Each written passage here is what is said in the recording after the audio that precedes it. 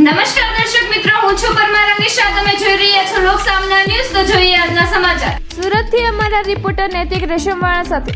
સુરતના કતારગામથી ઝડપાયેલા cyber crime રેટનો ગુન્હામાં નાસ્તા ફરતા આરોપી કરણ ઉર્ફ દ્વારકેશ પીરા દેસાઈને સુરત સાયબર ક્રાઇમ સેલ બ્રાન્ચે પાટણથી ઝડપી પાડ્યો.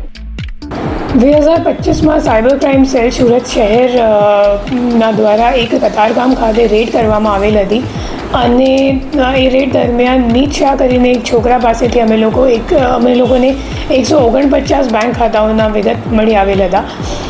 એ તમામ બેંક ખાતાઓમાં 800 કરોડનું ટ્રાન્ઝેક્શન્સ મળ્યું હતું અને એની સામે 400થી વધારે NCCRP કમ્પ્લેન્ટ પણ નોંધાયેલ હતી. આ કેસમાં એક જે નાસ્તા ફરતા આરોપી હતો કરણ દેસાઈ, એમને ગઈકાલે ધરપકડ કરવામાં આવી છે. એમને પાટણ ખાતેથી ટેકનિકલ વર્કઆઉટ કરીને શોધીને અહીંયા લાવવામાં આવ્યું છે. જે કરણ દેસાઈ છે એ ખરેખર લિયો પે 195 કરીને એક ગેમિંગની ફ્રેન્ચાઇઝી હતી. એ જતીન ઠક્કર જે મુખ્ય આરોપી છે કામનો, એમના પાસેથી એમને ફ્રેન્ચાઇઝી લીધી હતી અને આ ફ્રેન્ચાઇઝીમાં કામ કરવા માટે પછી મીત શાહને આપેલું હતું. મીત શાહ એમના માટે તમામ જે મ્યુલ એકાઉન્ટ્સ છે એ એકત્રિત કરવાનું કામ અને પછી એ એકાઉન્ટ્સમાં પૈસા ચડાવવાનું કામ અને ટ્રાન્સફર કરાવવાનું કામ મીત શાહ કરતો હતો. અને જે મુખ્ય આરોપી છે અગાઉ પકડાયા છે, એમનું નામ છે જતીન ઠક્કર.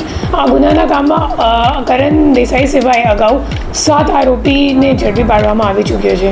તો ફરી મળીશું એક નવા સમાચાર સાથે. ત્યાં સુધી જોતા રહો લોક સામના ન્યૂઝ.